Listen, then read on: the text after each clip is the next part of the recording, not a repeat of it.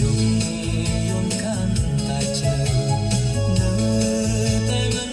ឃើញថ្លៃបងចំបែងពេលក្រៃក្រែងស្រីថ្លៃបែកចិត្តខ្យល់អើយសូមផ្ញើបណ្ដាតាមទៅកាយវមិតថាខ្ញុំនៅចាំមួយជីវិតមិនប្រែកចិត្តត្រេដោយចង់ស្រលបងសួរទ្រាំរំចាំចាំទាំងទុកអំពុលចាំចាំឡាយតាមខ្យល់តើអនឆ្លើយមិនដេញដែរ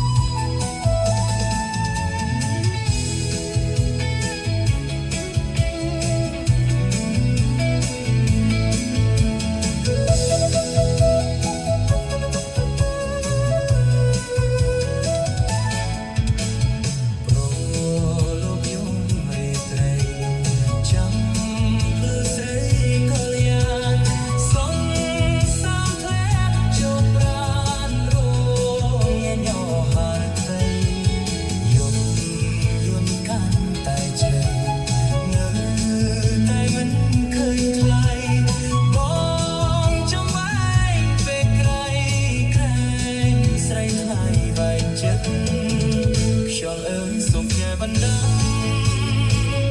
តាមទៅកាយវមិតថាខ្ញុំនៅចាំមួយជីវិតមិនប្រែកចិត្តត្រេដោយចង់ស្រលបងសួរទ្រាំរំចាំចាំទាំងទុកអំពុលចាំចាំឡាយតាមខ្យល់តើអូនឆ្លើយ